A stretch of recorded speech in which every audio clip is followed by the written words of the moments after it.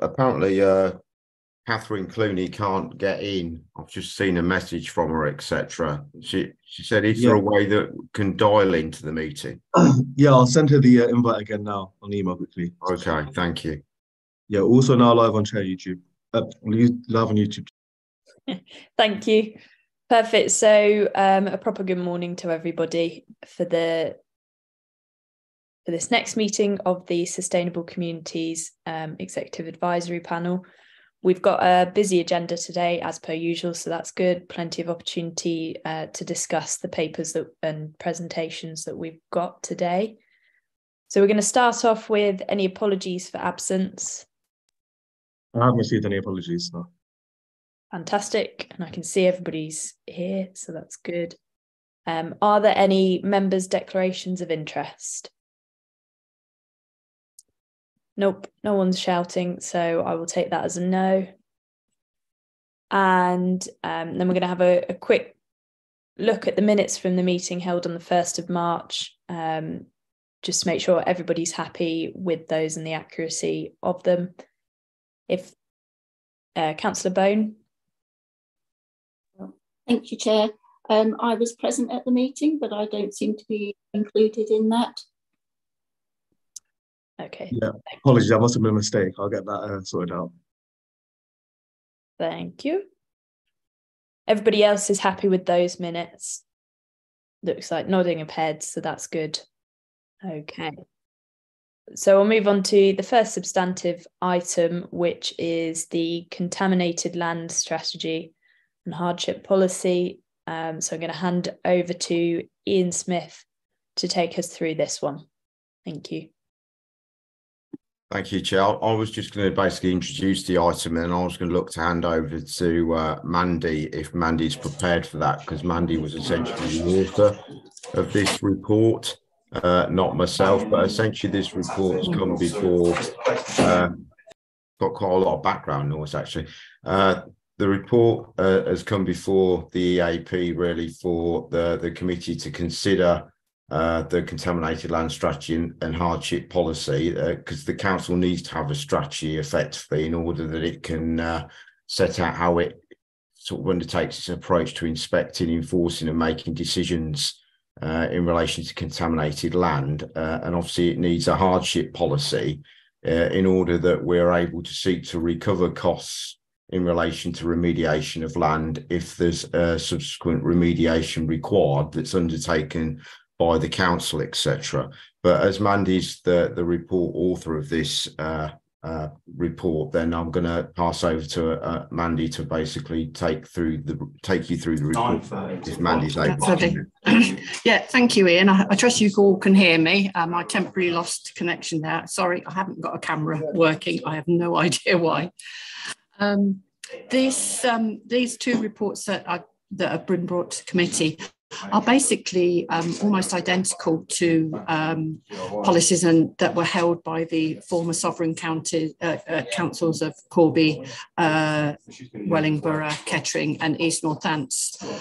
So really it's just sort of badging it, both documents, as a North Northamptonshire Council document. We've checked all the updates to make sure the references are correct. We've done that in conjunction with our colleagues over at West Northants, and they too will be hopefully adopting the same document. As Ian introduced, we do, under the contaminated land regulations, the only thing that a council actually has to do is to produce an inspection strategy, which was done way back in 2000 when the regulations came in. Since then, the councils have regularly updated them in line with the statutory guidance. And basically, this is just another update in the contaminated land inspection strategy and the associated hardship policy.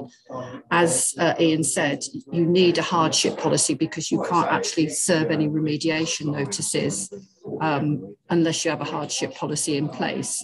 To be quite honest, the documents are statutory requirements, but none of the sovereign councils have actually carried out any great amount of work under the contaminated land regulations. We only have one determined site within the whole of North Northampton, that's Irchester landfill for landfill gas. There have been a few contaminated land investigations undertaken, and the cost of those have either been covered by the person who owns the land or by the Environment Agency. The likelihood of actually carrying out contaminated land investigations under the regulations is quite remote, as nearly all the brownfield sites within all the districts have been either investigated and remediated under planning, and that is the preferred way forward, because then the cost of that actually falls on the developer. So really it's just hoping to get ratification for newly badged documents, really. There's nothing new in them. They are all developed under statutory guidance, so we have no scope to change them, really. And in essence, both documents are really a condensation of the statutory guidance, just to make it a little bit more readable to the public. And that's all that I have to say, unless there's any questions. Okay, thank you, Mandy, for going through that. Hopefully people can hear. There's quite a bit of background noise, I'm afraid, Mandy. Yes, I am in the office, I'm afraid. That's okay. Okay, so we've had a run through there. Thank you for that. Councillor Watt, your hand is up for comments, questions. There we go. Yeah, thank you. I think everybody be aware that Corby has a bit of a history of land contamination, not specifically the land contamination, but the methods of clearance and disposal. It was a very nice potted history of Corby in there, and I think Mandy says, have we got a list of what is registered as contaminated? Because you don't mention, as I understand it, underneath the Tesco car park in Corby is the contaminants that were the remainder of the contaminants from the soot hills, which was one of the reasons why the Tesco land was sold so cheap, we were told, because it had a lot of contamination that had to be removed. I understand it was actually buried under the car park. So would that not be listed?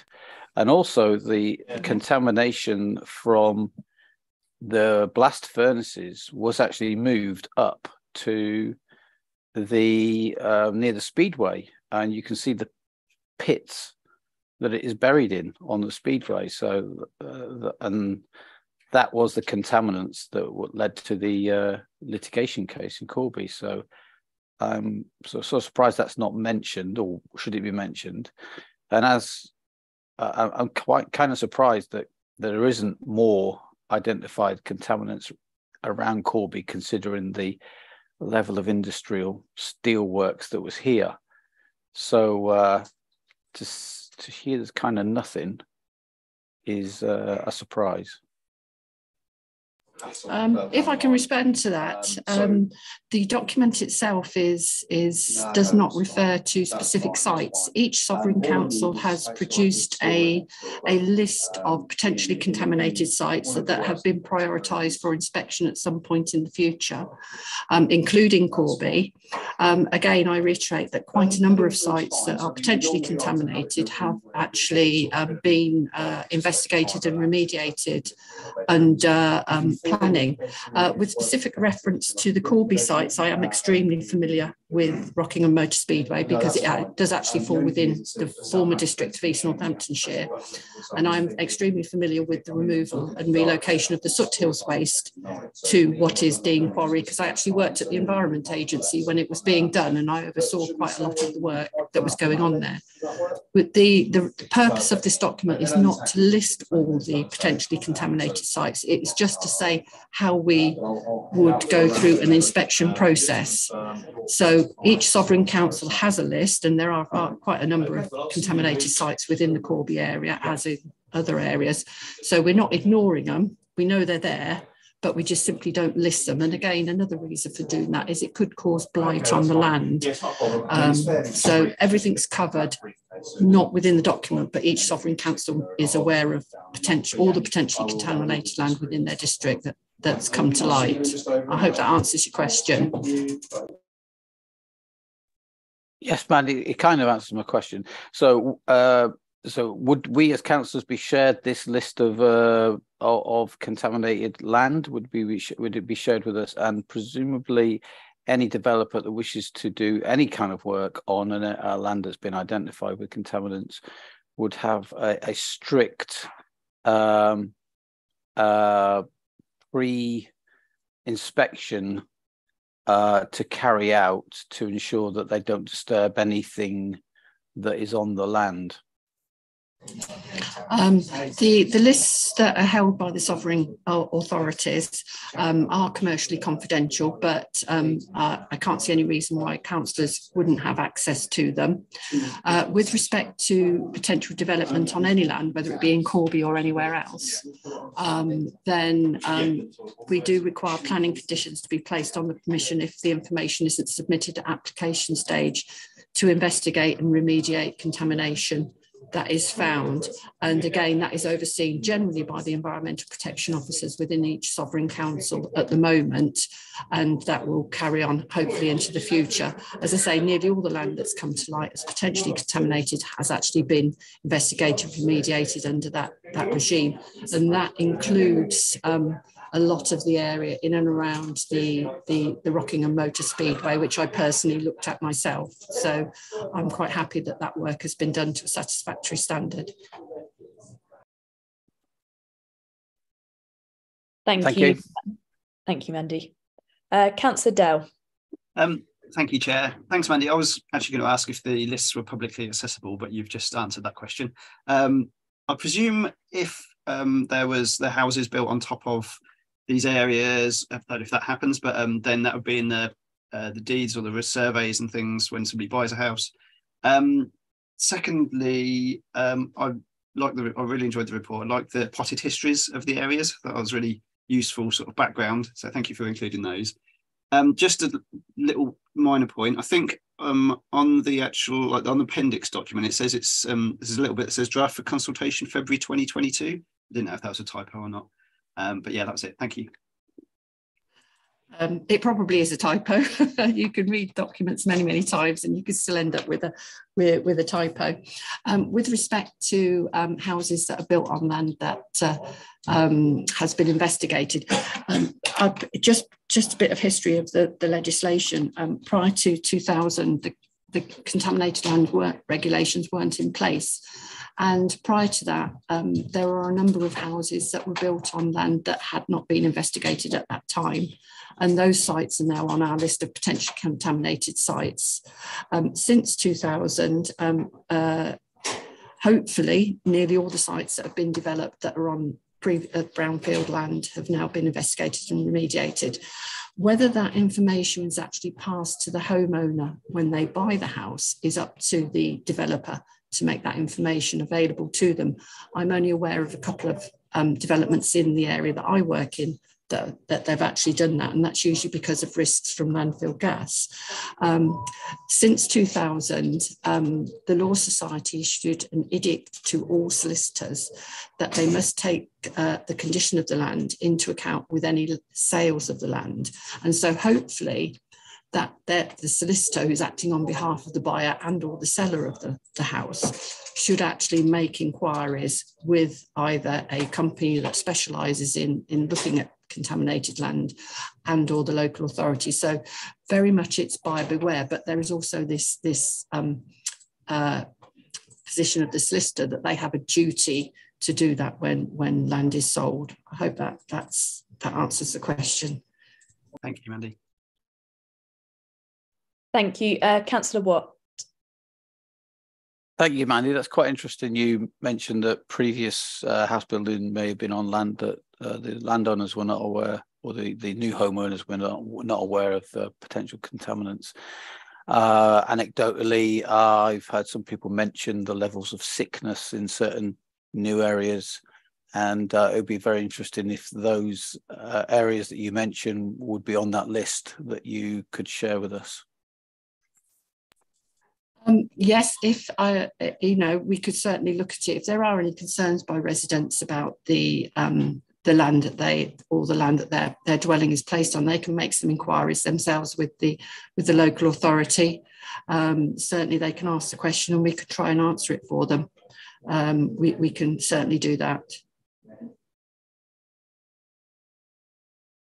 Thank you again. So I can't see other hands up at the moment, but I think that's useful feedback and a few questions around that paper, which was the point of bringing it to us this morning. An important document, as you've highlighted there, for the various reasons. So it's useful that we're able to look at it as councillors and with the local knowledge that we've got as well. And Mandy, it sounds like you're, very aware of all the different areas we've got and the history of those, etc. So thank you for your work on bringing this forward today. If there is other feedback as we go, I'm sure officers would welcome that. But thank you again for bringing this one forward. I'm just moving my screen onto the next one that we've got coming forward. Another important one, I suppose all of them are, but we have got the public space protection order for dog control. So, Ian, if I've not been involved with any of the further documents that are part of this meeting. So if it's okay with your good selves, I'll leave. Yeah, absolutely, no problem. Thank you. Right. Thank you for your time. So on the public space protection order for dog control report, again, think I'm handing over to Ian initially for this. Thank you, Chair. I won't present the report. I'm going to hand over to the report author, who's Catherine Clooney in this case, who's now on the call. So basically, this report, in summary, it really sets out the options in terms of future management of public space protection orders in relation to dog control for Northamptonshire. It basically gives some history around the current approach within the sovereign areas and gives some options about how we might actually progress PSPOs Northamptonshire wide, and obviously plays into that the importance of consultation. We have done some preliminary consultation in advance of bringing the report here today, which hopefully we can feed back on, which Catherine will give you the details of. But obviously there's a lot of consultation still to come on this very topical issue, which is likely to engender a lot of interest from consultees. So at that point, by way of introduction, I'll now hand over to Catherine, who will take you through the report. Thank you. Okay, thank you. And I do apologise for not being here initially this morning. I've just had some Zoom gremlins, which thankfully I've managed to resolve. Okay, so if I just follow on from what Ian has said, we want to bring forward a harmonised public space protection order for dog control for NNC. So currently we have 3 in 4 of the legacy areas. Corby is the only area that is not covered by a PSPO relating to dog control. So that's another reason why we want to harmonise as well. The existing 3 orders end in November 2023. We have extended the Kettering order, which ends in August. We do plan to do that, so it brings it in line. So they will all, the current ones, end in November 2023. So the reason why we're doing this, as we've outlined, is for consistency across Northamptonshire. And we have proposed currently a draft order, which will be amended if required based on the 2-stage consultation exercise we plan to put in place. So this covers all the areas previously covered by dog control PSPOs. So any dog exclusion areas, any dog on leads areas, we put straight into the order. We have been doing some scoping exercise in terms of Corby. So officers have been out to look at all the parks, all the relevant areas, the play areas. We have also consulted internal colleagues to give us a list of those areas to make sure that we have got them all. We have in Appendix B, there is a table showing proposed areas for inclusion within Corby. In Appendix B, we have actually now completely visited all those areas. So we wanted to gain an idea of how many entry points there were, whether there was any previous signage which indicated a proposed public view on whether it's already a dogs on leads area as well. So we've compiled that with internal colleagues. In producing the proposed PSPO, we've also sought initial views from town and parish councils. The consultation deadline for that, unfortunately, expired on the 20th of April after we'd already submitted this report. So if the chair is okay, I can give a verbal update on additional responses we received from those town and parish councils shortly. So it's a very lengthy process putting a PSPO in place, and it does require a lot of public and consultation with wider statutory consultees as well. So what we wanted to do today was to present this report to the EAP for any kind of feedback you have on this consultation. So I can hand back to yourself, Chair. Thank you, Catherine, and happy for you to go through those bits that you said, the feedback that you'd received. I mean, if you wanted to do that now, that might be helpful. And then if there's any questions after that feedback, that'd be great. Thank you. Yeah. Okay. So we've received additional responses from All Saints and Brambleside, Earthlingborough Town Council, Rons Town Council, Kettering Town Council. All these additional consultation responses do agree with the general proposals that we've put in place. There have been some other areas that have been identified as well. So we do propose to put them in the initial consultation process. All these areas wish to have the areas that are already listed remain, apart from Rons, who wish for the skate park to be removed because that's being decommissioned due to vandalism, so that's no longer there. We have had some suggestions as well about dogs on leads in certain parks when there are council events going on or football matches. That's a new thing that has come about from the consultation responses. We have had some comments about plastic bags and dog fowl, which are just being left in hedges. All the other areas as well have identified areas where there are current dog fowl issues in their areas that they've identified, which will be useful for enforcement officers as well. We have had comments about obviously adequately ensuring that we enforce the measures and about visible and clear signage as well. So we've had comments on those.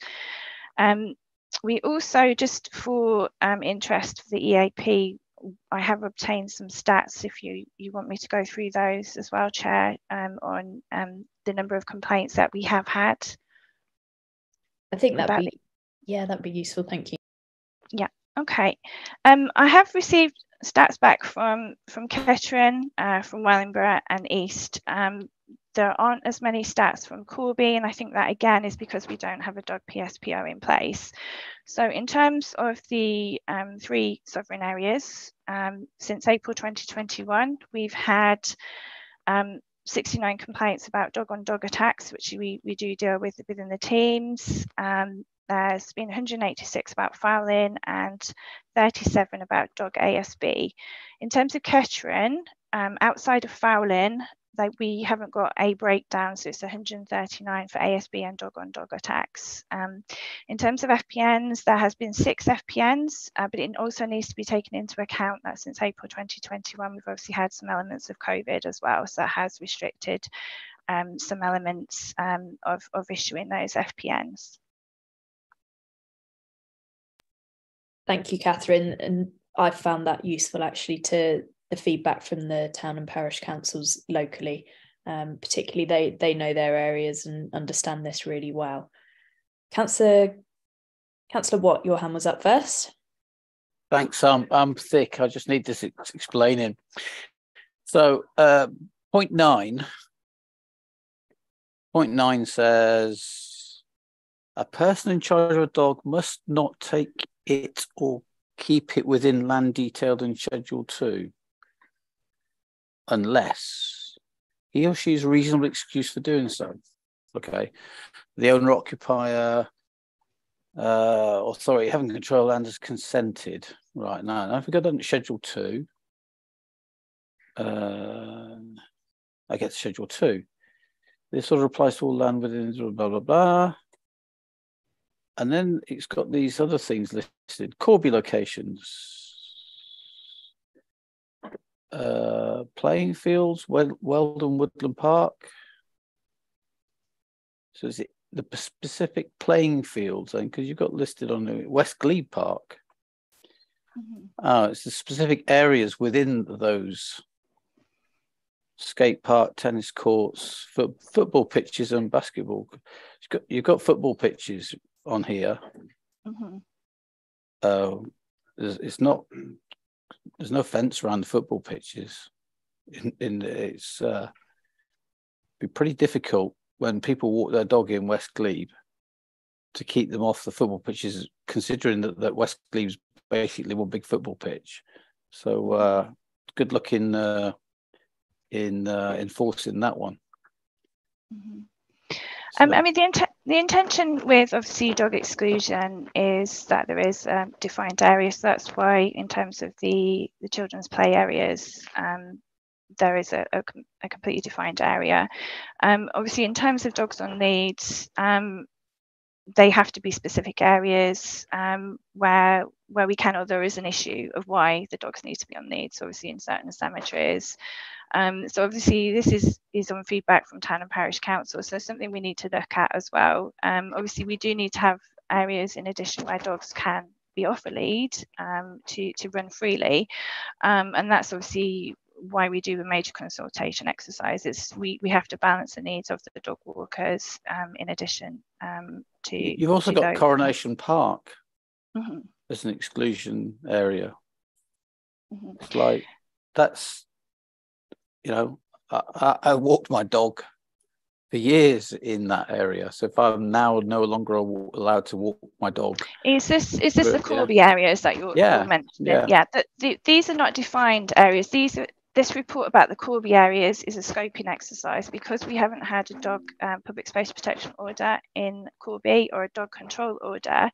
These are not areas that we're going to ban dogs. This is for us to look to see the areas in Corby where dogs will be frequenting and being used. So this is not for us to say that these are going to be dog exclusion areas or dogs on leads areas. This is a scoping exercise for us to find out what areas are in Corby which have got public open spaces for dogs to go on. So it's not that we're going to put these in the schedule to ban dogs. This is for us to see what is already there in Corby, what parks there are, if there are already signs out there, the entrances. So it doesn't mean that these areas are going to be put in there as a dog exclusion or a dog on leads. This is a scoping exercise for officers, so we know what is there. So in Wellingborough and East and Kettering, we know, and we have a list, and we've mapped this out during previous consultation exercises. So it's not to say we're going to ban dogs or put dogs on leads. This is just for officers and for yourself to see what areas could be included and to have that feedback from yourselves and members of the community.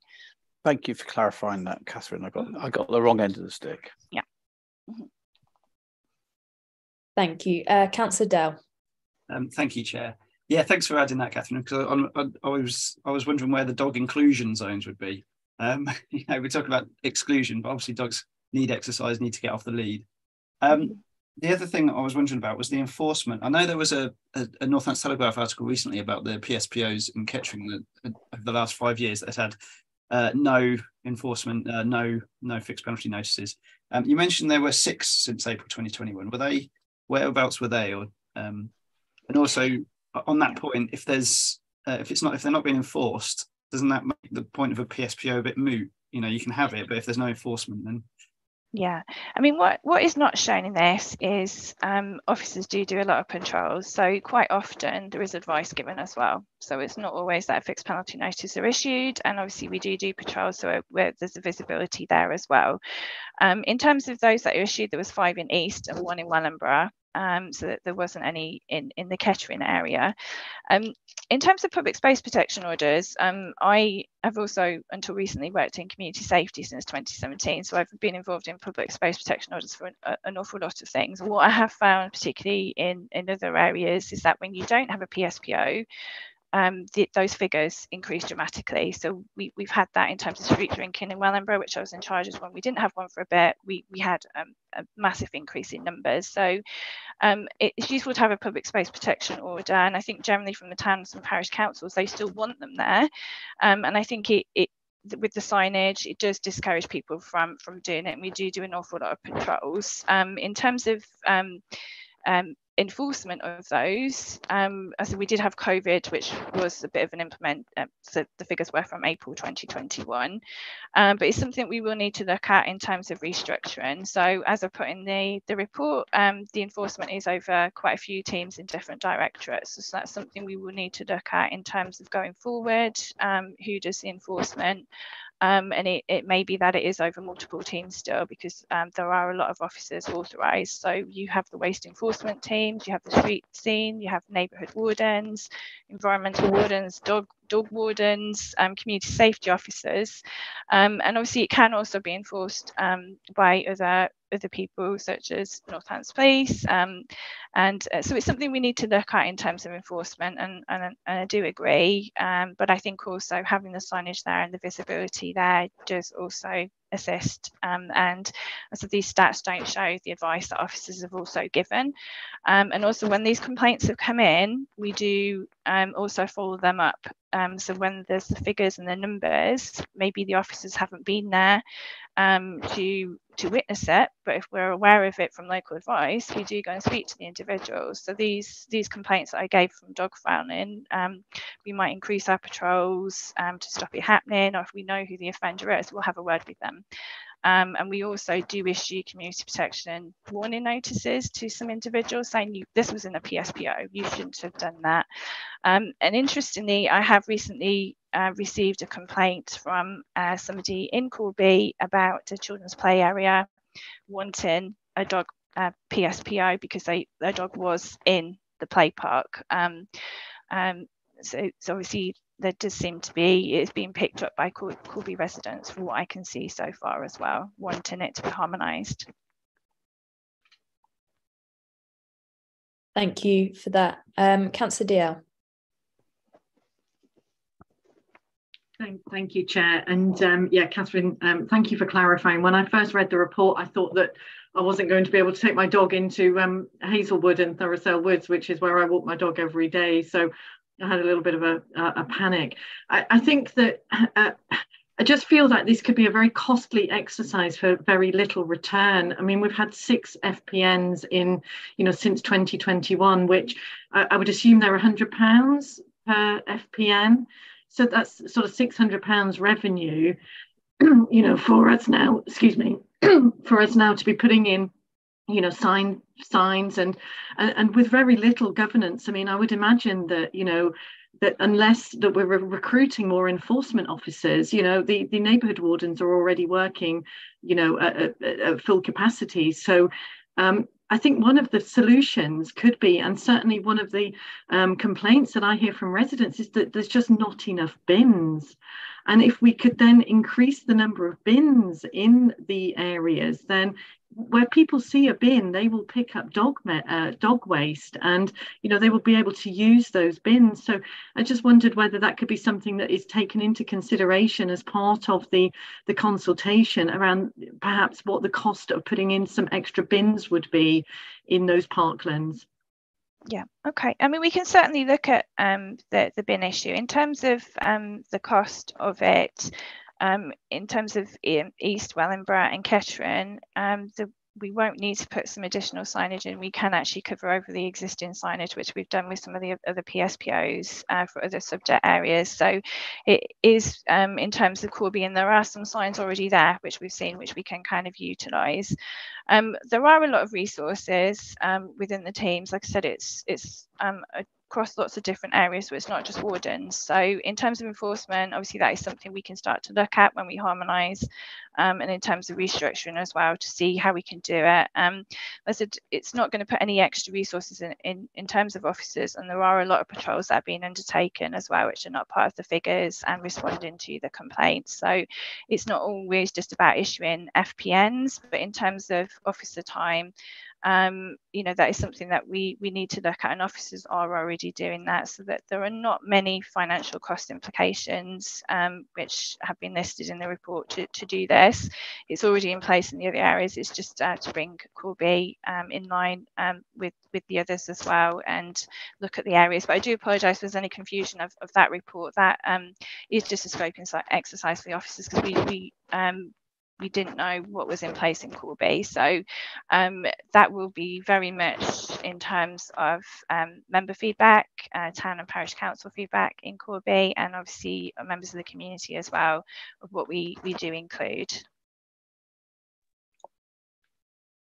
Thank you. And of course, there's the public safety element as well, which is important for these documents as well. Thank you for those questions, comments. Councillor Allibone. Thank you, Madam Chairman. Well, I was just going to pick up on the bin issue. Our parish meeting installed one on our most widely walked footpaths, and I think about 5 years ago. I think it was about £240, but I might be wrong on that. But it was something like that, which we thought might help.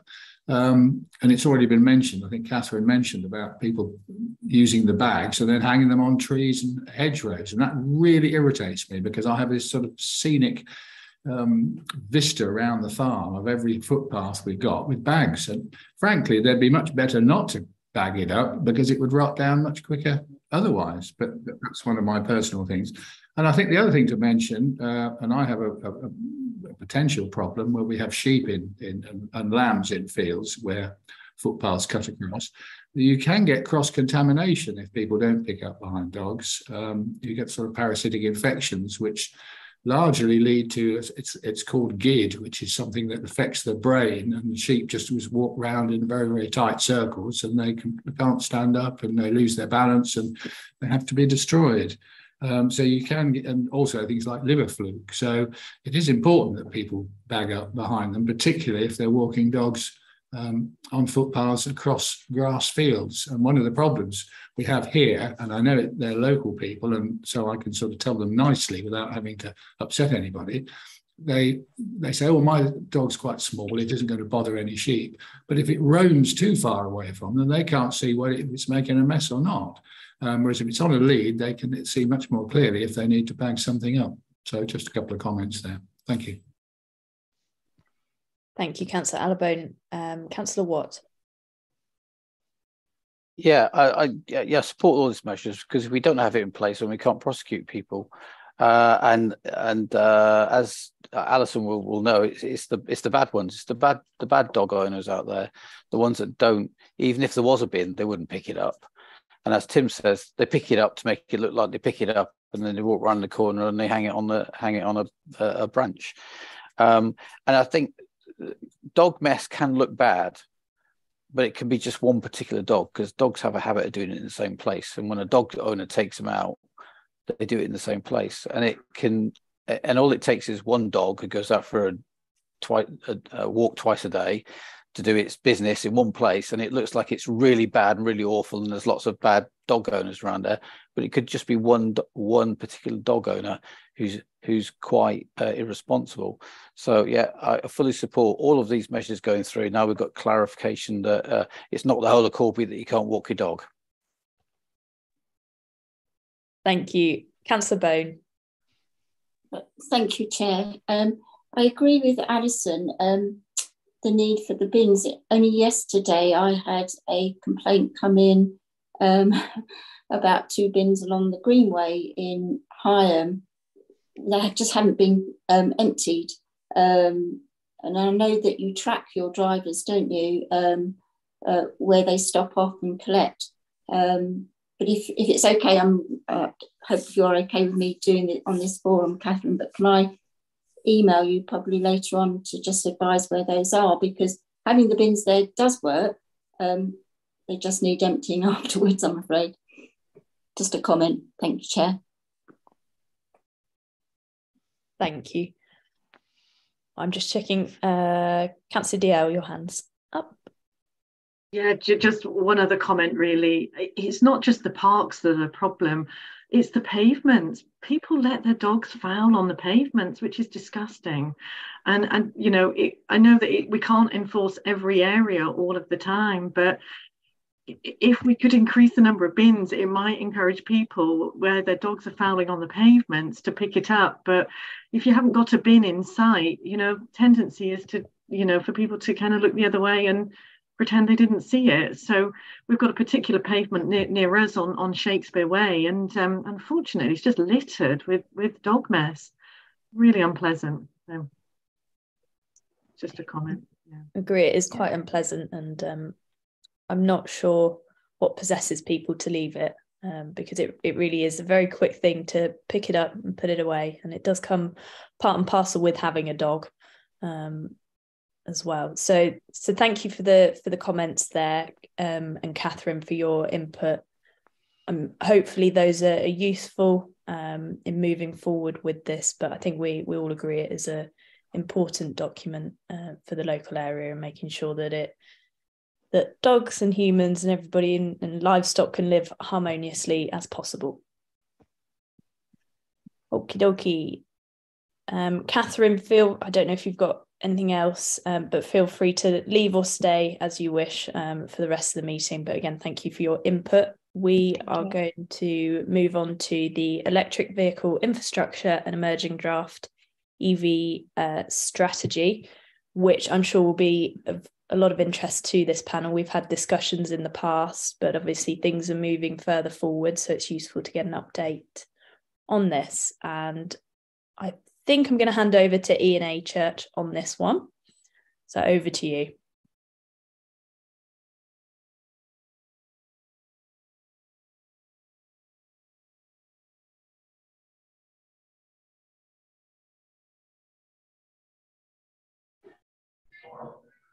Just so that you know, Chair, Ian's next door to me, and he did pop his head in earlier saying if he's got problems with his microphone, he may have to come and join me in here. So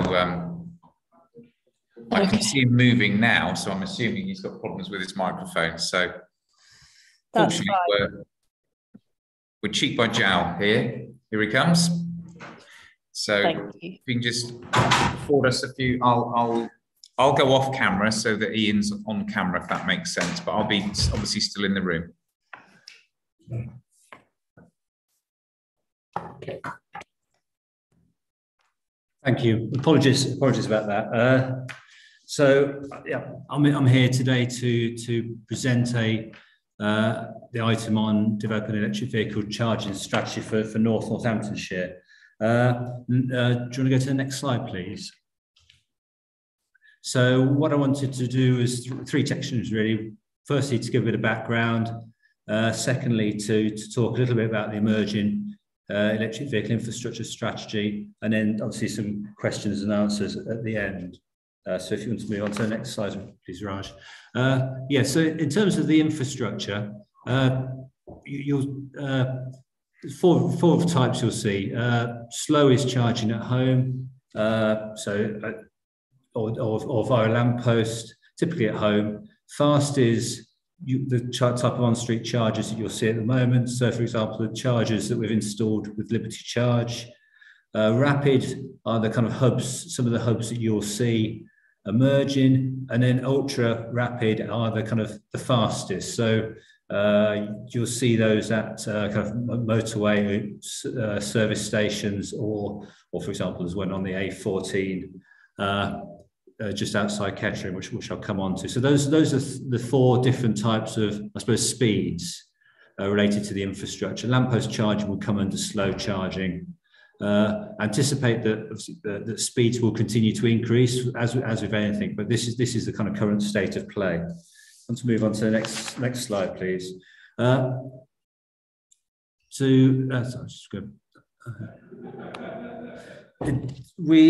terms of car ownership, this slide reflects some work done by Cenex. So Cenex is a government-sponsored body, specialists in kind of low carbon transport and related kind of infrastructure. So they did some work last year as part of the NN to Net Zero project that you'll be aware of from previous presentations, to look at potential demand in battery EVs. across the area. So the figures are in thousands.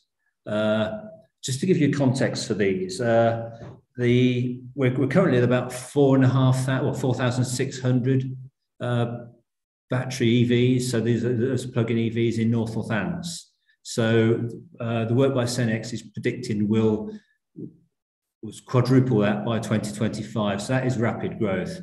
To give you context again for that, there are about 240,000 vehicles registered in North Northants. So by 2025, it's estimated that about 1 in 10 vehicles will be battery EVs.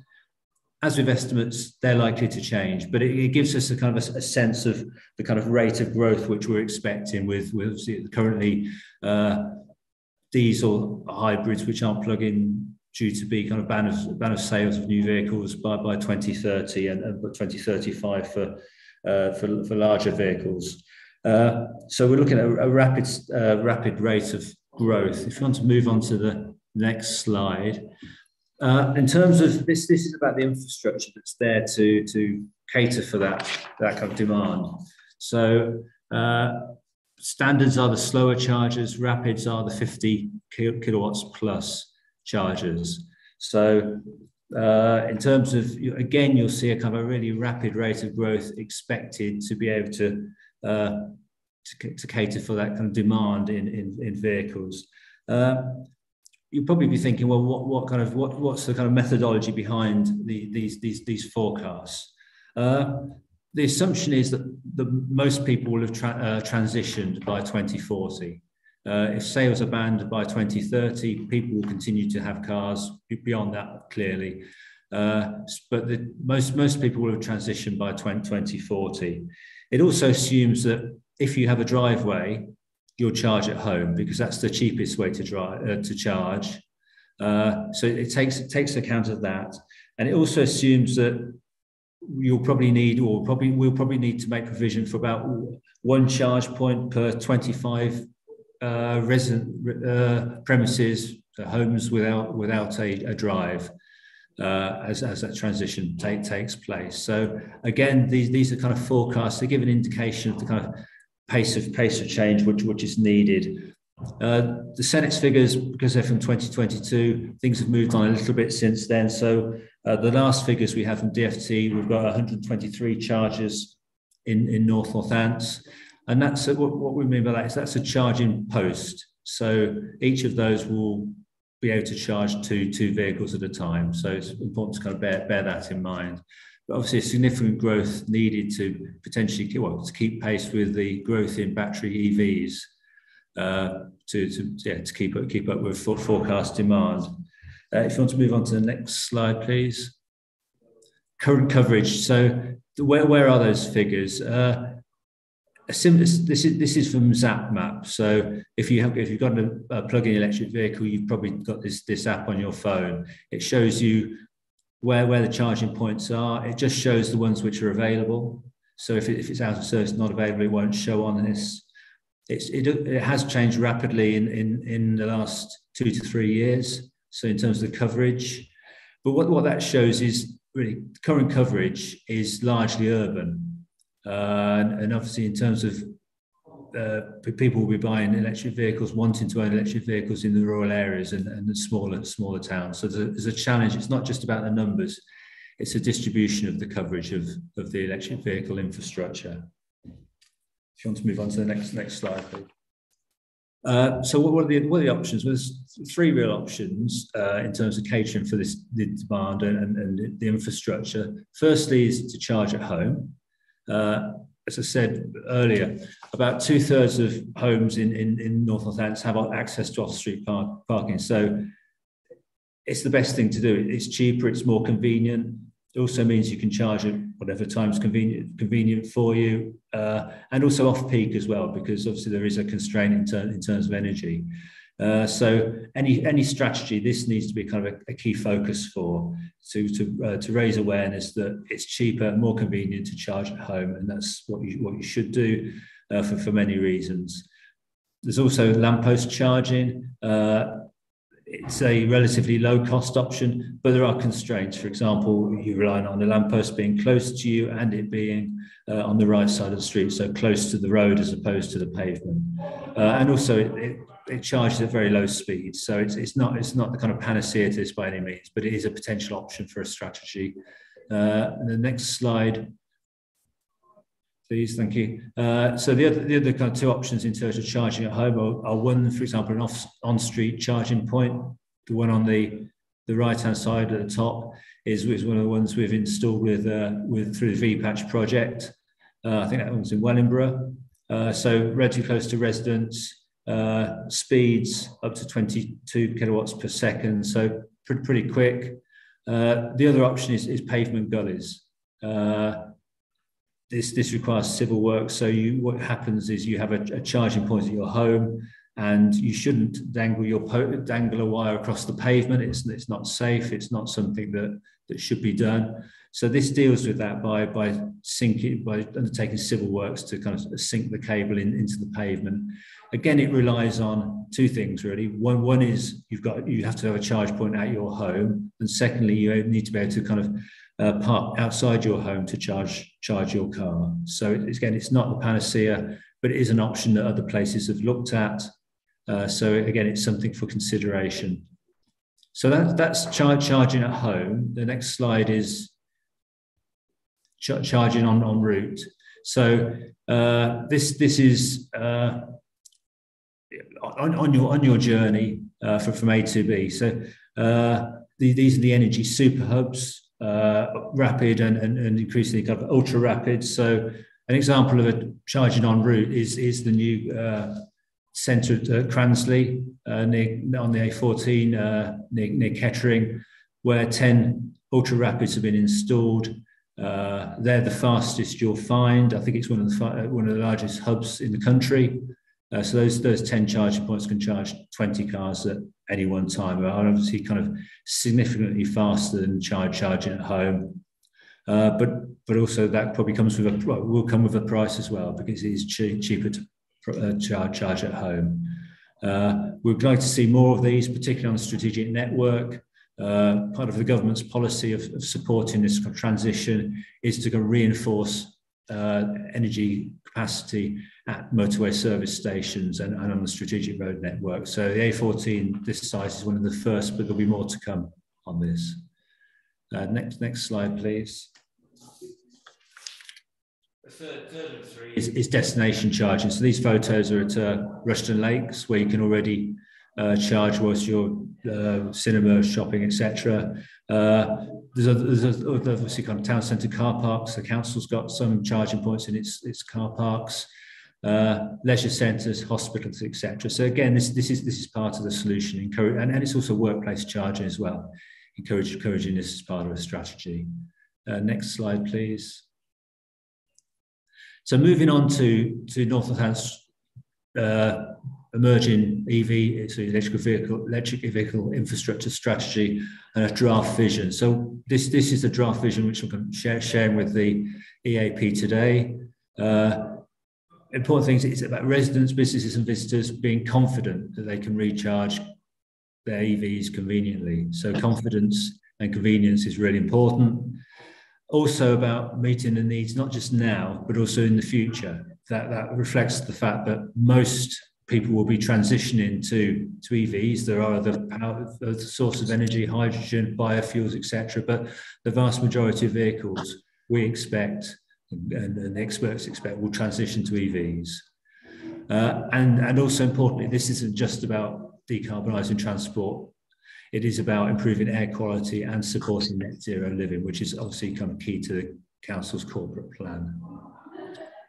The next slide identifies key themes for the strategy. So just running through these. It's an integrated approach, not part of a wider program. So it is about net zero living. It's about energy. It's about business, about a green economy, green lifestyles, etc. It's not a kind of isolated initiative. It's also about delivery of a network rather than in isolated sites. So it's looking at demand across the whole of North Northamptonshire. Where are those places without off-street parking? and how can we kind of tackle that, not just urban, rural as well, bearing in mind that that's that extract I showed on an earlier slide. And the focus of the strategy will largely be supporting communities and residents without off-street parking. Obviously encouraging those with parking to charge at home, but primarily supporting communities and residents without that option. Obviously new development, ensuring that's connected to electric vehicle infrastructure. Standards and accessibility is really, really important. For example, in terms of with the disability needs, that's for example, the top photo, that's really important in terms of making provision for charging and space. Also ensuring they're in well-lit areas, there's natural surveillance, so people feel safe to charge at night. Standards in terms of, for example, how you pay for charging, maintenance, etc., is really important. Risk to the council, so not exposing the council to kind of potentially high costs or equipment which may become out of date. So that's an important part of our strategy. Also, the fact it will be about short, medium, and long-term activities. So the short term will be, I'll come on to this in terms of making that step change, but we know that things will change over time, and we need to constantly kind of look to the medium and longer term as well. Additionality is important. So the bottom photograph shows solar canopies. Is there an opportunity to, with some of the charging sites, to have solar canopies which obviously generate power? You can store those at battery sites, batteries on site, and use that. So for car clubs as well, is that an option alongside this, electric car clubs alongside this agenda? So looking for additionality and also sustainability as well. Looking potentially at things like an investment fund. So there are returns to be sought from developing a strategy and installing EV charging points, and that sustainability, that investment fund can potentially kind of continue the deployment of EVs, because this deployment isn't something that's going to be complete in 2 to 3 years. It'll start and make a major shift, but it'll be 5 to 10 years plus in terms of continuing to evolve to meet demand. What's the role of the council in terms of the strategy? Well, two sides really. One is around influencing others. For example, I mentioned homeowners, businesses, charging at home, charging at a destination, your business, car park operators other than the council, charging by the roadside. So the example is petrol filling stations, etc. That transition to create these kind of hubs, and supportive policies and practices as well. So whether that's our planning policies about new development, or our highway policies about parking and where parking is acceptable, and controls over parking to encourage EV charging, and also more direct intervention. So that's our own sites for visitors and workers, our fleet, our depots, which I know has been discussed as part of the council's carbon management plan. It's really important. Obviously, we can lead the way on this, and as I touched on, developing that strategic infrastructure network across the whole of North Northants, cognizant as well that we're not an island, and looking at what is around us as well, and particularly looking at the strategic network, and also and particularly addressing market failure. So there's no point, or little point, focusing investment where the market will deliver. So what we're doing is understanding what the market's going to provide. For example, there's the energy hub at Cransley on the A14, and similar facilities, Rushden Lakes, etc., leisure centres, commercial sites. Where are the gaps, and where does the council, where can it best focus kind of funding that it can kind of win, such as through Levi and or which I'll come on to those abbreviations on the next slide. Next slide, please. So this Levi, which is a lot easier to say than local electric vehicle infrastructure scheme, was announced in March. So this is it's a formula-based allocation to all parts of the country. So previously, funding for EV infrastructure has been through competitions, which has been quite time intensive.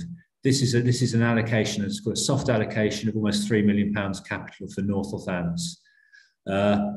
It's targeted at those solutions for residents without access to off-street parking, discussed earlier. Those who can't, they don't have an option to charge from home. They're relying on an intervention.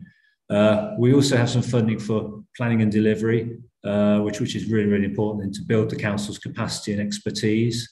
And it's a three-stage approach. So in terms of securing that funding, the first stage is an expression of interest this spring, which will outline how the council wants to tackle this issue.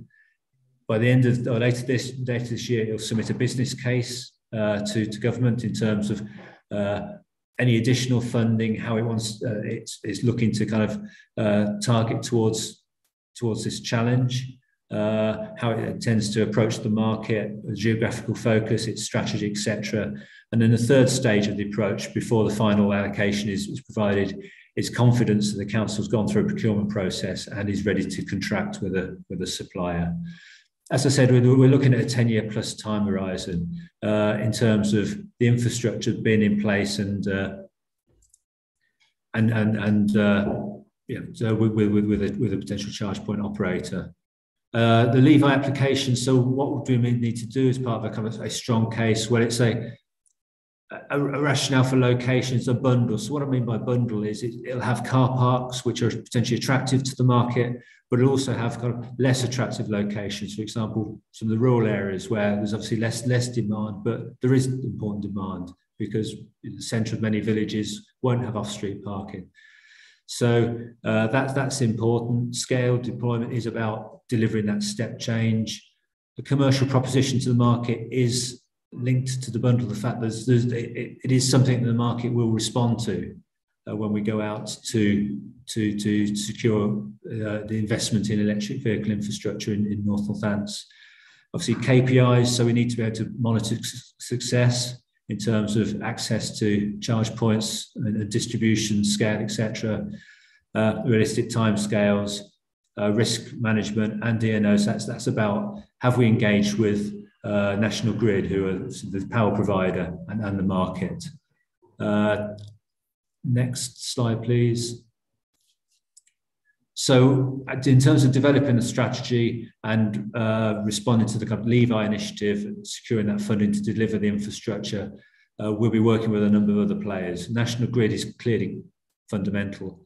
The major challenge we've found with the VPatch project, which you'll be aware of, installing on-street charging points, it has been about power.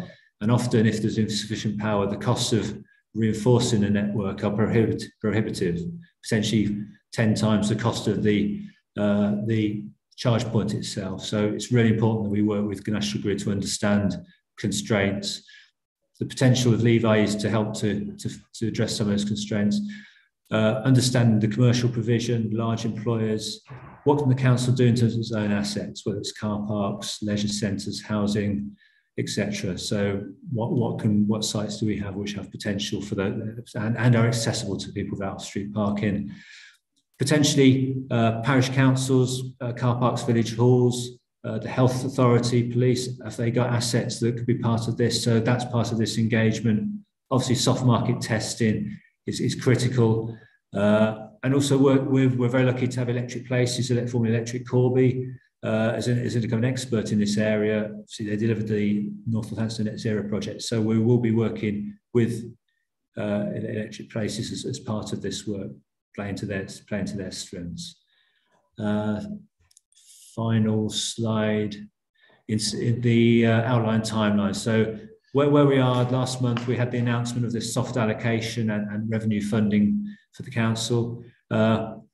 We're busy drafting the EV strategy, so that will be available for consultation in the next month or so spring 23.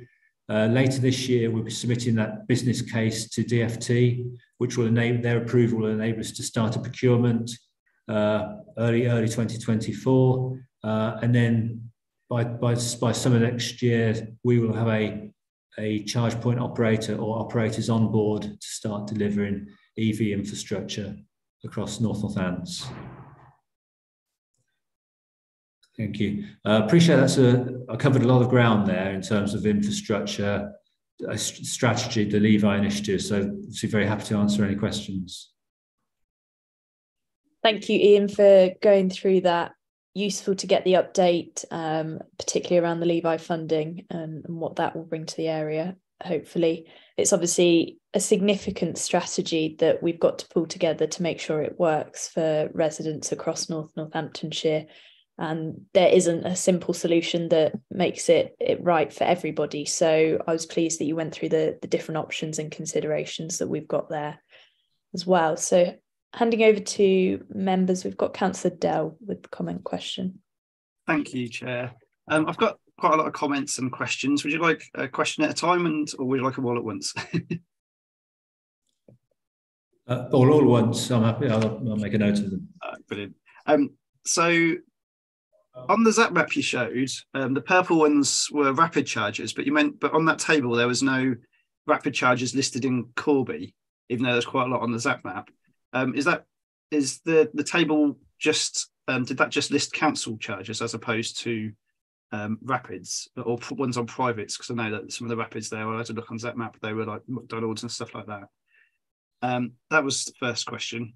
The other thing, the on-street charges, like the VPAC ones that are going in, I'm just concerned that they take a space away from pedestrians on the actual pavements.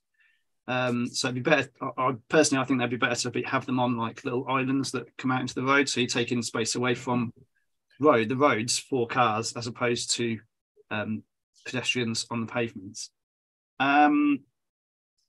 The lamppost charging, would that be free, or if it's not free, how would it be billed?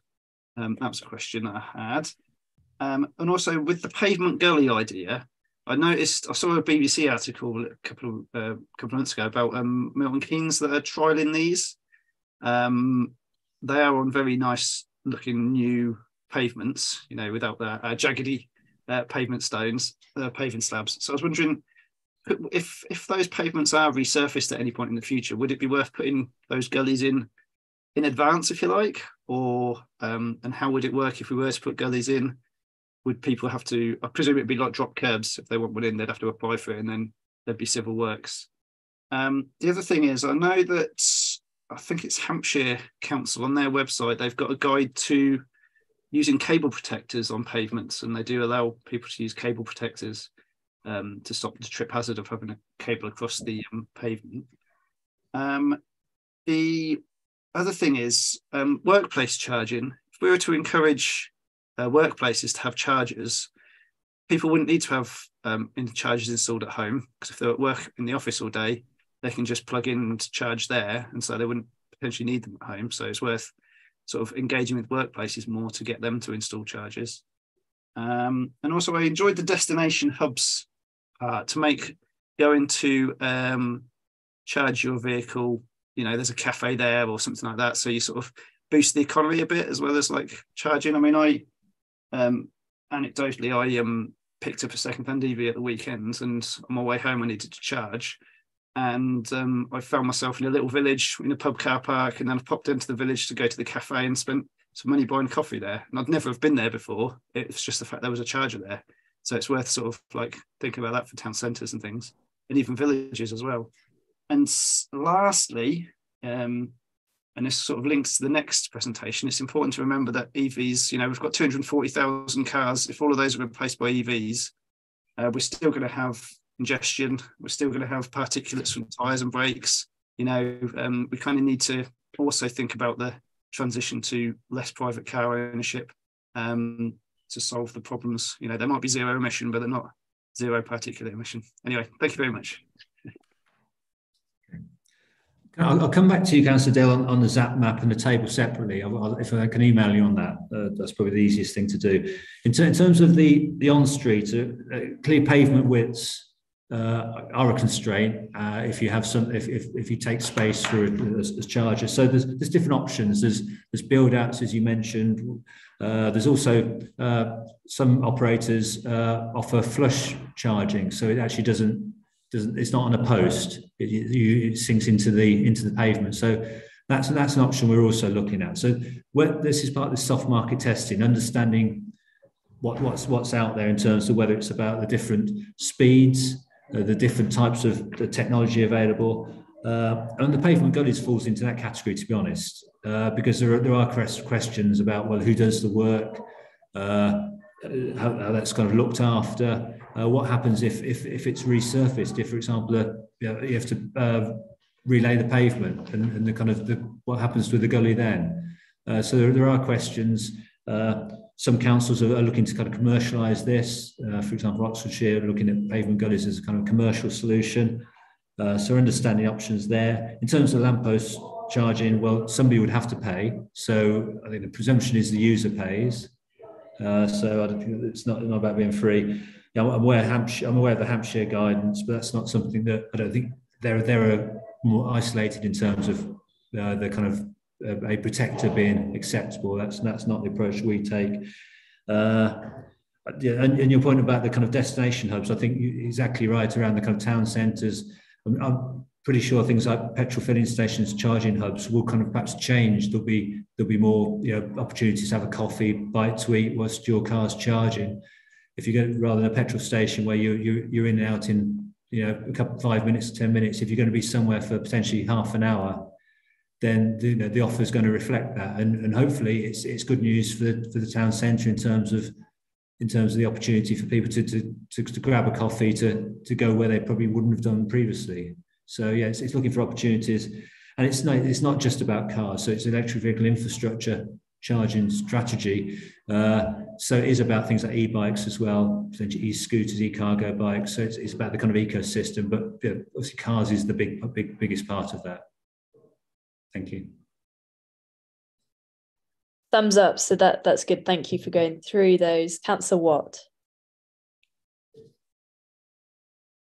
Thanks, Chair. I owe you a big apology. I've forgotten to declare an interest at the start of this, that I've recently joined the board of Electric Places. So, yeah. I think people, one of my key things is the cost of charging. And I'm really keen that we don't penalise those electric car owners that haven't got off-street charging, that they benefit from charging at the same rate as if they did have off-street charging. That any infrastructure that goes in is kind of a power provider agnostic. If you take Octopus Energy, they've got their electric juice card, and they've got a number of partners in that, and you can charge up, present your card, your RFID card, and you pay for it via your electricity bill. So I would be really keen that our chargers do not penalise those people who don't have off-street parking, so that they can charge up at the rate that they pay for their electricity in their home, just like somebody who's fortunate to have a driveway. Any of these chargers that we put in are app enabled. They'll communicate back to the person with a mobile phone, and can tell them if the car's charged up, so they may go and move it. Also the maintenance on them, because there's a history of, as we know, with electric chargers, the maintenance is can be a bit dodgy.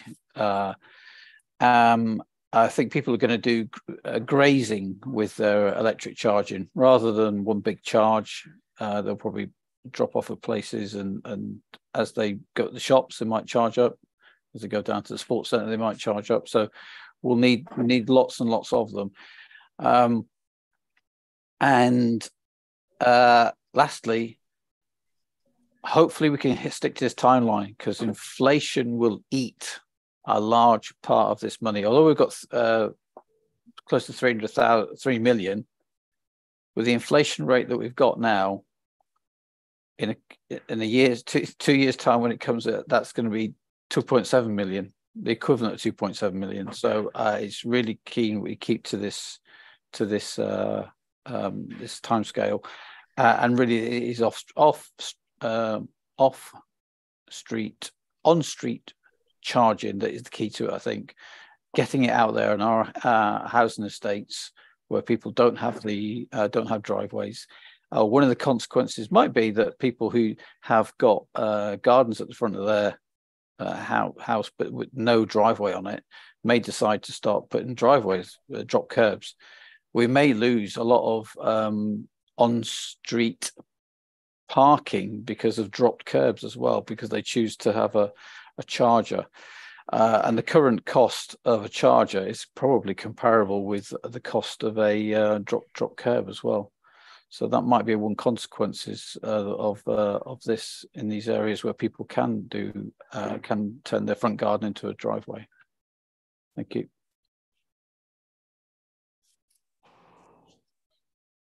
I think they were comments, weren't they, rather than a kind of a direct kind of question. So thank you, very helpful. I think obviously the unknown is around energy prices as well, isn't it? At the moment they're kind of fluctuating. Another unknown is kind of government policy. But yeah, really good points. I think the charging at home is obviously kind of the cheapest. It's probably likely people are going to perhaps share that charging at home. I'm sure there'll be kind of apps come out where you can rent out your drive, you can rent out your charge point at home. So yeah, there's going to be lots of innovation in this space. Yeah, actually, currently the cheapest charging is charging at work, if it's free. Great, thank you for those comments. Are there any others from members? I am quite sure we will have future discussions on this as we have done in the past. So there'll be further opportunities there. But hopefully some of that feedback was useful for you, Ian. And I'm sure your presentation was helpful to members in looking at how we're moving forward on this. So thank you for that. We will move on to the next item now, which is an update on the Kettering Local Cycling Walking Infrastructure Plan. Nice mouthful.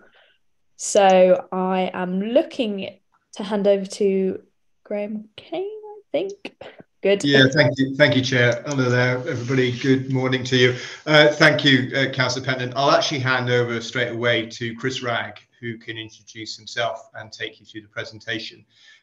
Is the presentation going to go up on the screen there, or Raj, or shall I put it up here? Yeah, I can share it for you if you'd like. Yeah, that'd be helpful. Thanks. I'll hand over to Chris. Thanks, Councillor. Sorry, I've just noticed Chris isn't actually in the meeting room. It's okay. He's with me. Thank you. Oh, sorry, no worries. There you go. Yeah. Oh. Probably need to bring it a bit closer, Graham, so I can actually read the slides. Right, thanks. So I'm Chris Ragg. I'm the Council's Head of Strategic Transport. Next slide. So with the presentation, we're going to talk through what an LC whip. That's the term we use to avoid the mouthful. It actually is the stage of development that's gone through, talk through give an overview of what's in the Kettering plan, and also provide a brief update on the other LC whips that are being developed in the council area and where they are. So local cycling and walking infrastructure plans are a government initiative to provide a long-term evidence-based approach to cycling and walking networks, essentially to provide the link to accessing government funding. And it stems from the gear change policy and new cycle design standards that came in 2020. And they will link very closely to the local transport plan, on which work will be starting in the next few months. So next slide, please.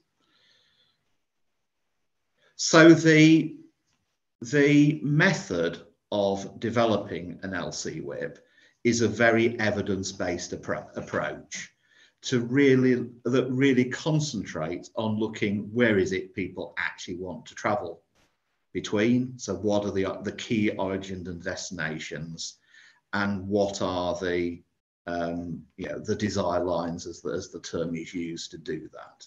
So it looks at that, and that essentially is what the stages there do. Look where people are walking and cycling at the moment, but also where the places are that people aren't cycling because there aren't the good routes to enable, or walking to the good routes to enable them to do. And what in most towns you will identify of that is a core walking zone, which is essentially around the town centre. And it involves going and looking at the existing routes, the existing provision, and highlighting some of the, actually walking or cycling those routes so that the auditors experience the problems. I'm sure, people in many times themselves have come across those examples where there's a little bit missing, in one or another. I mean, one of my favourites was one conference centre I went to, where to walk into their site, you had to cross their drive 3 times, because for no reason whatsoever, the footpath crossed their drive back over and back again. Just very poor design of that site. And then from doing that, prioritise an investment programme so that ultimately, that forms part of the evidence plan, but also that then forms the basis of making bids for government funding. And so as part of that, there are 2 stages of stakeholder engagement. At the early stage, when we're gathering information, at the later stage when we're actually prioritising things. And in order to facilitate that, we use an engagement platform called Commonplace, which is essentially very useful for these sort of things because it's a mapping tool. So next slide, please. So where we are with that, with the Kettering one, is work commenced on the plan in September 2021. The initial information gathering was completed fairly quickly in October. We then went through the network planning process, doing that first stakeholder workshop in the end into early 2022, and reached the stage where we'd actually got the initial prioritisation and workshop done by April 2022. And there's been a bit of a hiatus in the work from then, as the highway service has been split from West Northamptonshire, and we've needed to recruit new staff to take it on. So next slide, please. The study area for the plan is based on a 5-mile circumference around Kettering, but with a little bulge in the southeast corner so that Burton Latimer is included, given that Burton Latimer is an unusual word to use, contiguous with Kettering, because there's a continuous built-up area there, so it makes sense to include Burton Latimer along with Kettering. And the core walking zone around the town centre is a sort of where you can get in a 5-minute walk. Next slide, please. So what the study has done is identified a number of key routes, which, not surprisingly, are along the main road, some of the main road corridors coming into Kettering town centre, including, importantly, the one going out towards Hanwood Park. And what we're doing as part, proposals for what we do on each of those routes have been identified, and the current public consultation is looking at those proposals. Next slide. So the routes we've got, they're listed. I won't read them all out. You can see the different slides. You can read them yourself, but essentially list prioritised into 4 short-term ones, 5 medium-term ones, 4 medium-term ones, and 5 long-term ones. And so part of what we're looking at is, in the consultation, is the relative ranking according to those routes. Next slide. In terms of the core walking zone, as I said, that's the area close into the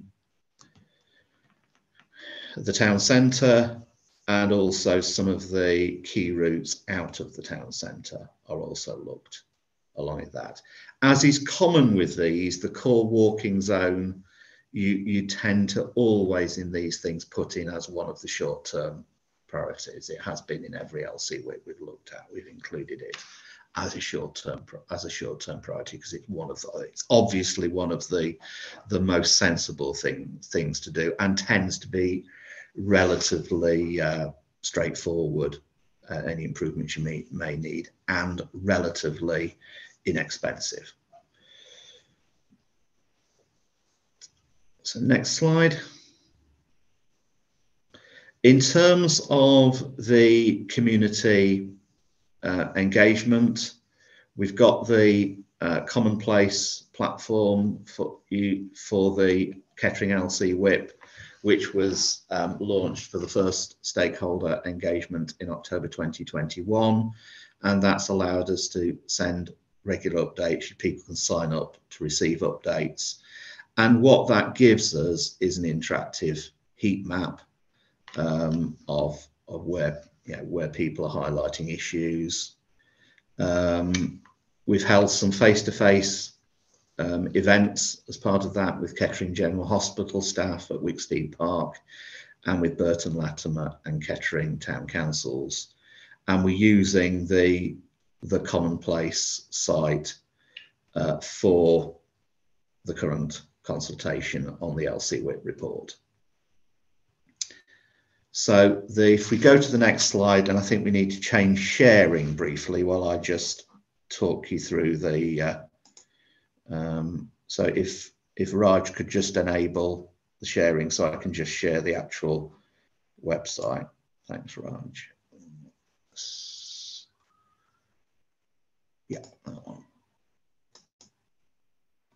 So this is the LCWIP website.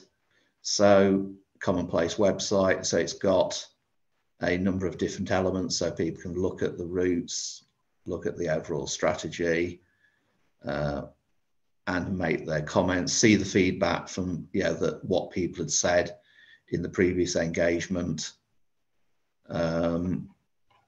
And then, as I said, there's a very simple thing at the start there where people can put their details in to receive updates. And just as importantly is the element of how people have their say and actually make their comments. So if you could, Raj, go back to, I don't know if I need to stop sharing first. Let's just click on the right. No, I'm getting completely lost now in Windows. It's okay. I'll stop it for you. It's okay. Yeah.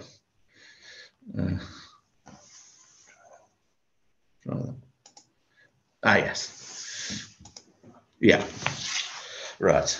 Yes, it's because I was looking for the Zoom window, the Teams window, and not actually the fact that we're in Word. So that was where we are with the Kettering LCWIP. In terms of the other LCWIPs, the Corby one, the WSP are working on the LCWIP report, and we're expecting that back in the near future. That's following the analysis and stakeholder engagement phases on that. And so we're anticipating the public consultation on that LCWIP will follow fairly swiftly. Now we've got the sort of new team leading it, have worked out what to do, but got into the swing of things with the Kettering one. And the next one,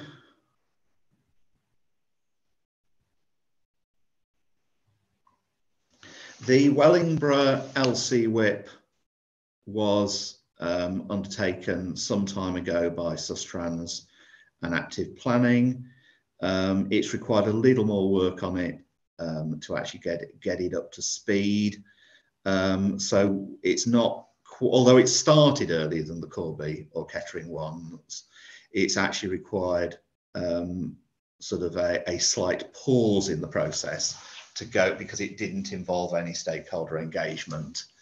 So we're now doing that stakeholder engagement element to actually confirm what had been done as a technical exercise. So that stakeholder engagement started in April 2023, and there were suggestions as part of that the geographic scope of the LC WIP, which had previously just considered Wellingborough, should be extended to include Rushden and Hyme Ferrers, because again of the closeness of those places. So we're going through, following that stakeholder engagement and rationalising what actually needs to be done to take that forward, and that, you know, to confirm it is a practical, but way to take the thing forward. But we're working on the basis it is. And next one. So yeah, so there had actually been with Hyme Ferrers and Rushden, when government launched the LC WIP process, Hyme Ferrers and Rushden was one of the pilots that was done. Unfortunately, that was done probably about 5 years ago now, and importantly, before the government issued the new cycling design guidance, which meant that a lot of what we were sort of proposing, because the difference was the old cycling design guidance was all about shared use paths. The new cycling design guidance says shared use paths generally bad, segregated paths good, and so that has led to the need to re-examine a lot of what had been done in the past. So again, the initial stakeholder engagement for that is being planned for May this year. But as I said, the likelihood is that we'll bring the Wellingborough and Hyme Ferrers and Rushden plan together because of the interaction between them, particularly once things like Stanton Cross are actually built out and provide a lot more linkage between the two areas. And so that's that slide. Next one. And yeah, so that's the end of the presentation. And any questions? Thanks, Chair. Thank you, Chris, for going through that update with us. Have we got any comments, questions from members? Perfect, hands have gone straight up. So Councillor Watt. I was just too quick, Des, wasn't I? Yeah, fantastic, brilliant. We should all get on our bikes a bit more, says the guy who drives to work every day and has got a bike, and he could actually get on his bike. Engagement. I think this is public engagement. We really need to get people on side. We've got a fantastic cycleway being planned for Corby, and there's a certain amount of high-profile anti-public sentiment going around. So I think we really need to get it over to people, the benefits more, really get them on side. Bike parking at the end of all these, that's one thing. You go to shopping precincts, and there's nowhere to lock your bike up. So as well as a route, we need secure areas at the end of these things. And the comment about shared use, because we've got a number of pretty wide pavements in Corby that that are actually cycleways. Is that shared use walking and cycling, or is it shared use with vehicles? Because I prefer it not to be vehicles. And lastly, maintenance. We've got some cycleways in Corby already. It's like bashing my head against a brick wall trying to get them cleared and trying to get them cleared wide enough. We've got some of them that are actually 1 foot wide, and there's like 3 foot of overgrown hedges and grass, and getting them maintained is very, very difficult. And it's historical, long-term lack of maintenance. So we've got bushes that are coming out, we've got nettles that are coming out, all sorts. And I sometimes have to be very vocal in my comments in order to get anything done. So that's my comments. Yeah, thanks. I mean, yeah, some of those were comments. Just worth saying, in terms of shared use, I was talking about shared use between walking and cycling. So that's where, you know, if you do get in some, literally the pedestrians and cyclists are mixed together in the same area. So the basis of the LTN 120 guidance is that by and large, you know, there needs to be a defined area for cyclists and a defined area for pedestrians, and indeed a defined area for motor vehicles, because what LTN takes, really working from the examples of things like the Netherlands, you know, which is renowned for being one of the most successful cycling cultures, is they have a lot of segregated cycle lanes. So the cyclist is not mixing with general motorised traffic. Yeah, that's a lot of what it's about. But obviously that's a big transition. And what we see in the Netherlands is the result of 50 years of them putting that infrastructure in. Yeah, they made the choice many years ago, and they made the brave choice not to build superhighways, but to actually go down a more of a bike-based route.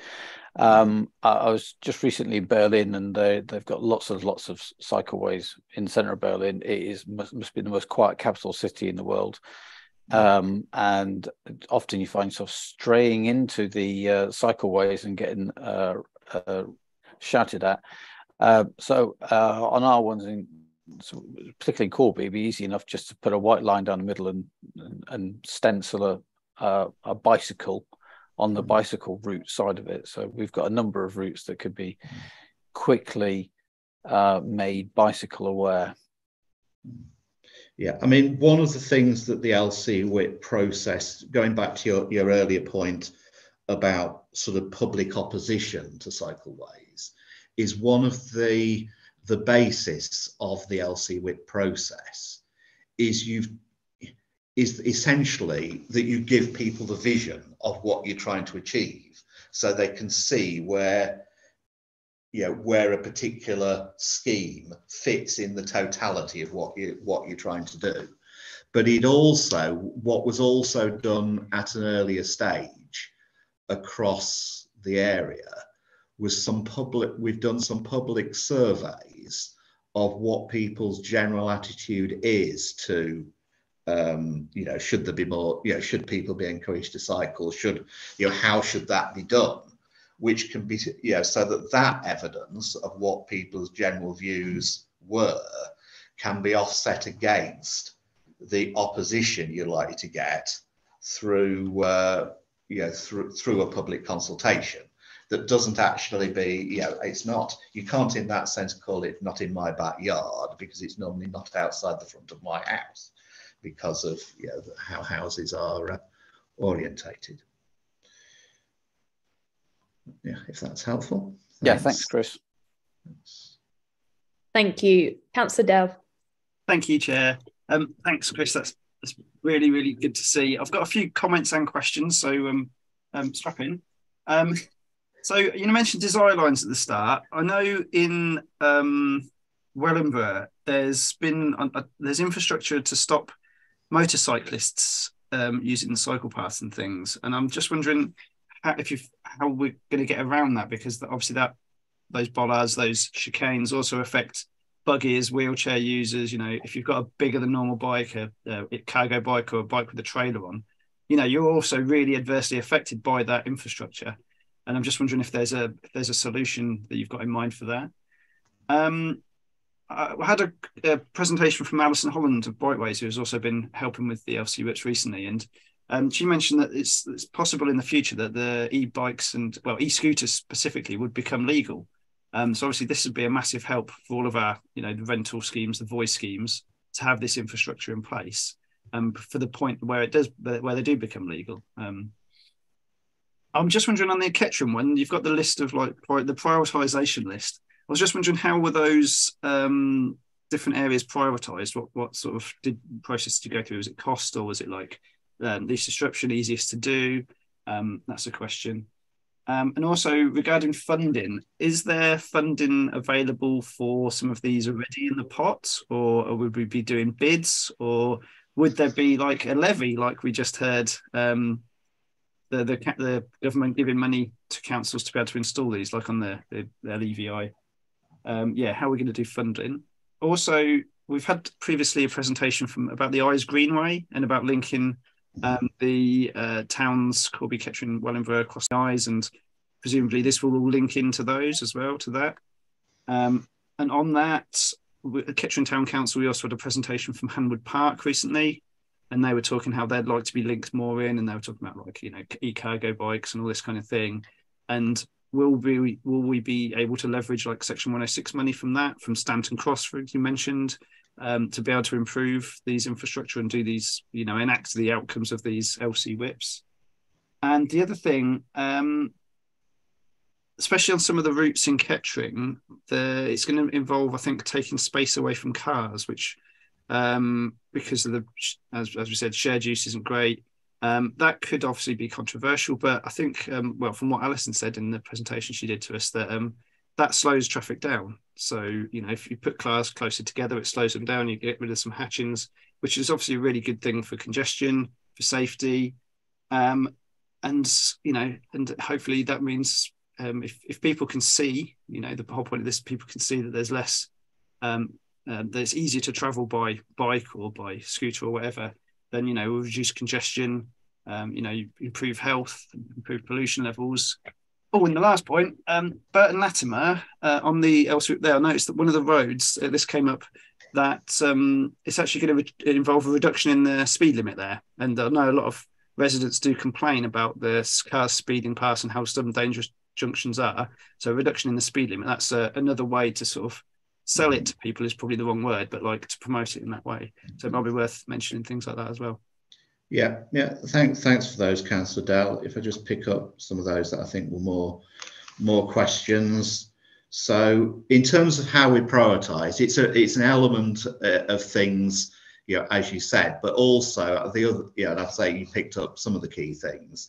The other one is sometimes that just because of the natural almost of how you build a network, it makes sense to do that bit before you do that bit, just because otherwise, you sort of get there and then you haven't got the next bit. It can be also how things build together is an important part.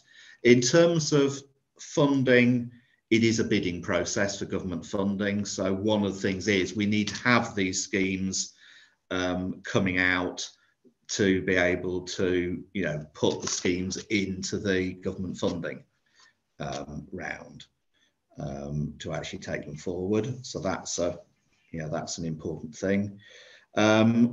With the Eyes Greenway, yes, there is a link. One of the things is that the government process for LC whips is very urban focused. And one of the points that we've been made, that authorities have been making back to DFT almost since the whole process was published 3 years ago is, yes, we get this, but what about the more rural areas and how does this fit into those?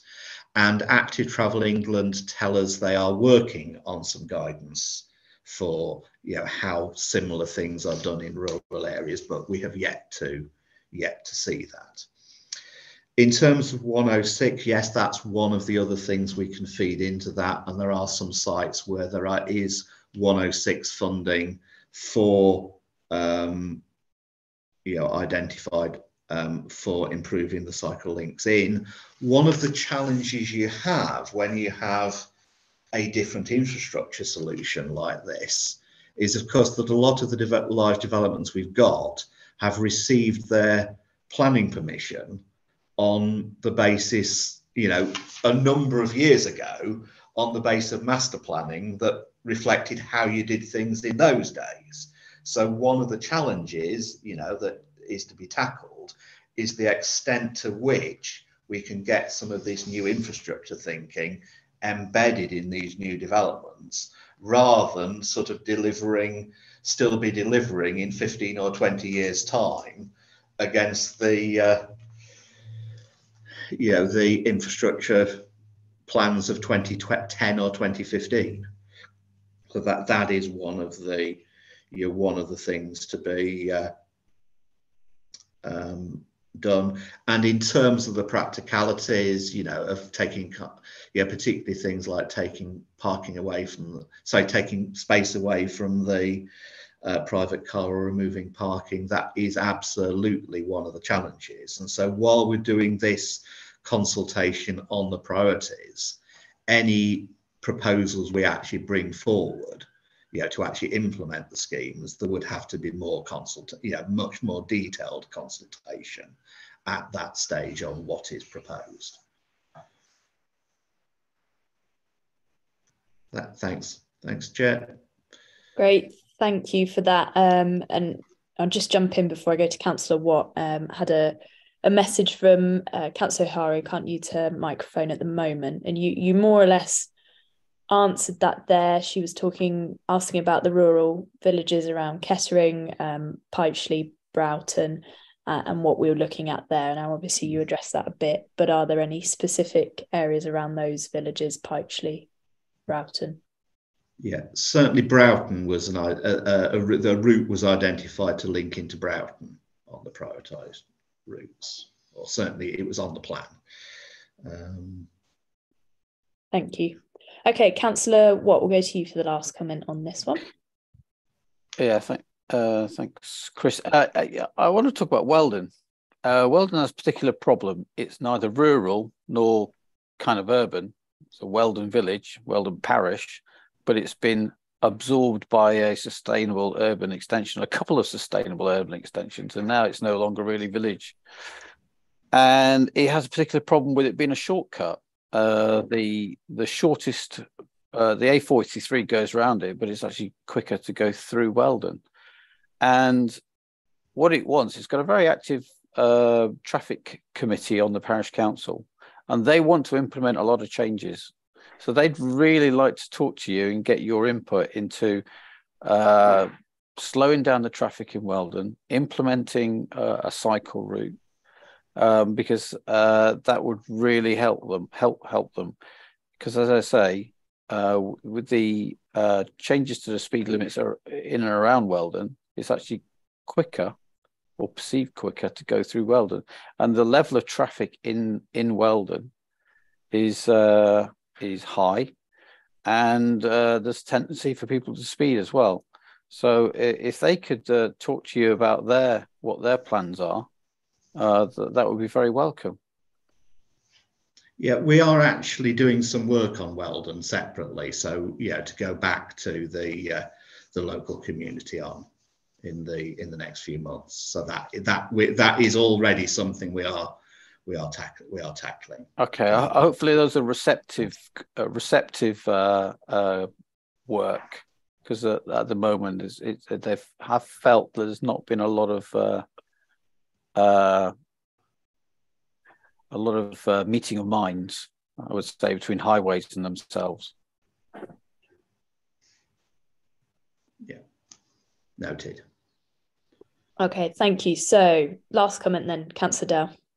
Thank you, Chair. Sorry, Chris, I just realised you didn't address the issue about the infrastructure that was about motorbikes that affect other road users. Yeah, that one's an awkward one, because for precisely the reasons you say, getting things like cargo bikes through, the design standards now are the fact that you should not really be having barriers. But if you're actually having things like motorbikes, and of course the motorbike problem is typically one on off-road cycle links, that's typically a problem. That is in some ways a different challenge, because arguably it's not really a transport challenge. It's more a public order thing. if I were to use those terms. You know, it's actually, I don't know if you're aware of an obscure piece of legislation called the Town Police Clauses Act of 1847, for which you can, it was the only thing you can actually prosecute somebody on, say, a quad bike for riding their carriage in a riotous manner or some wording like that, because it's not highway legislation, so you don't need to be on a road to actually do it. And I did almost ask one day when somebody in a shopping centre in front of me reversed out on their on their mobility scooter and hit somebody, and without realising it, yeah, literally reversed out of a jeweller's shop, I think it was, hit somebody, and almost asked them to accompany me to the police station, please, you know, for because they committed an offence.